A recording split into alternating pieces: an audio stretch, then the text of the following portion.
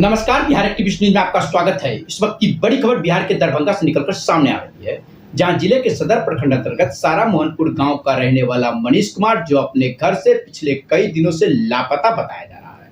वहीं उनके भाई का कहना है कि 22 दिसंबर को संजय महतो के साथ हल्की सी जमीनी विवाद को लेकर मारपीट हुई थी, जिसके बाद 9 तारीख को मनीष सदर थाना क्षेत्र के गड़िया में पंकज, रंजीत, राजेश के साथ बैठा हुआ था।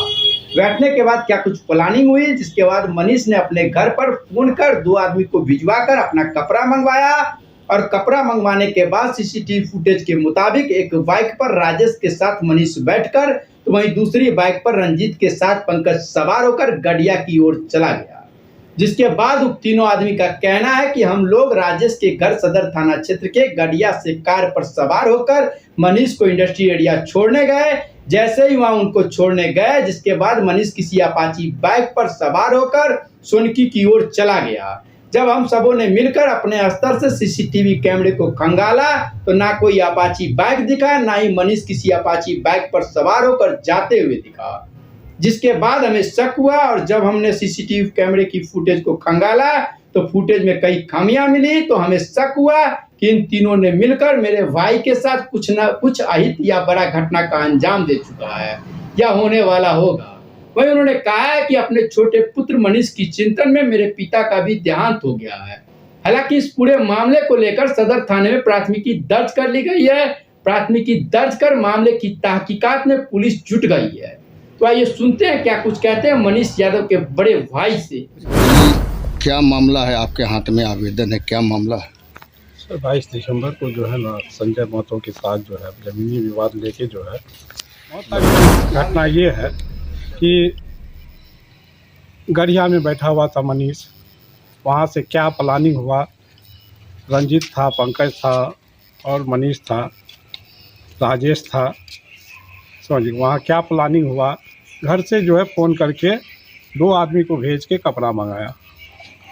उसके बाद कपड़ा ले जाके जैसे सीसीटीवी फुटेज में देखे हैं कि एक बाइक पे जो है राजेश और मनीष और एक बाइक पे रंजीत और पंकज दोनों कैमरा से होके गड़िया होके गुजरा है। और वहाँ से बोला कि जैसे तीनों आदमी राजेश, पंकज और रंजीत तीनों बोला कि हम लोग इसको जो है अपने घर से गड़िया राजेश यादव के घर से कार से इसको इंडस्ट्रियल छोड़े। लेकिन इंडस्ट्रियल जैसे छोड़ने के बाद जैसे कहता है कि जैसे वहाँ से एक अपाची वाला आया और उसको जैसे बैठ के सोनकी की तरफ चला गया। लेकिन यहाँ कोई अपाची वाला कोई नहीं। इसके बाद पहले तो हम लोग को संदेह नहीं लग रहा था, सिर्फ एक आदमी पे संदेह लग रहा था, पंकज पे। लेकिन बाद में जब ये लोग जो है अपना सीसीटीवी कैमरा का फुटेज छुपाया, 17 तारीख को हमने चेक करने गया जैसे उसका फुटेज तो 9 तारीख तक का डिलीट है। जब उसी चीज़ को जब हम 24 तारीख को चेक करने गए तो फिर जैसे उसका 10 तारीख से है, उस दिन भी 17 तारीख को भी 10 तारीख से है और 24 तारीख को भी 10 तारीख से है। इसलिए हम लोग को शक हुआ। तो इसके बाद जो है बहुत सारा इसे मतलब इसमें कमियां मिली। जब पुलिस जैसे इसके ऊपर जैसे जांच पड़ताल करने की सोचा तो ये तीनों जो है घर से फरार हो गया है। 2 लोग फरार है, राजेश कुमार यादव, पंकज और रंजीत यादव। क्या लग रहा है, किस पर शक जा रहा है आपका?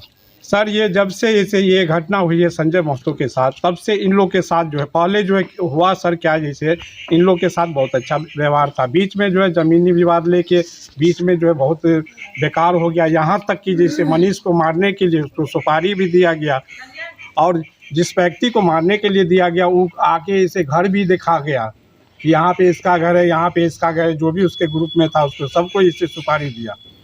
क्या मनीष आपको पहले कभी इस तरह का कोई घटने के बारे में जानकारी देती थी पहले कि इस तरह से किसी झगड़ा चल रहा है या ऐसे वैसे? सर भाई है मेरा, तो कहीं पे जो है कोई घटना होता था, कोई किसी इसके बारे में बोलता था, उनका दोस्त या खुद जैसे ऐसा आके घर में इसे बोलता था कि पता नहीं साला ये लोग जैसे अति हमारे पीछे जैसे कितना हम रुपया नहीं कमा रहे हैं कि जैसे ये लोग क्या हम मेरे लिए सोच लिया है।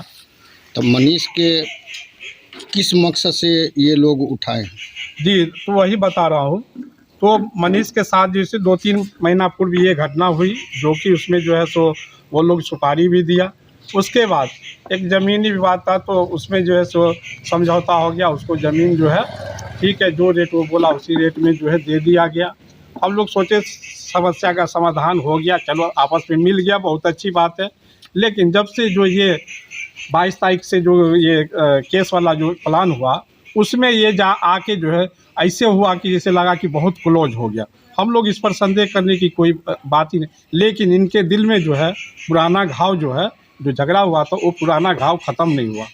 और उसने जो है यही आड़ में जो है अब हमको इससे संदेह लग रहा है कि मेरे के भाई के साथ जो है कुछ न कुछ अहित जो है और बहुत बड़ा जैसे घटना जैसे हो चुका है या होने वाला होगा। इसलिए हम कौन बड़ी लोग घटना का अंजाम देने वाले हैं? घटना का अंजाम राजेश कुमार यादव और पंकज और रंजीत।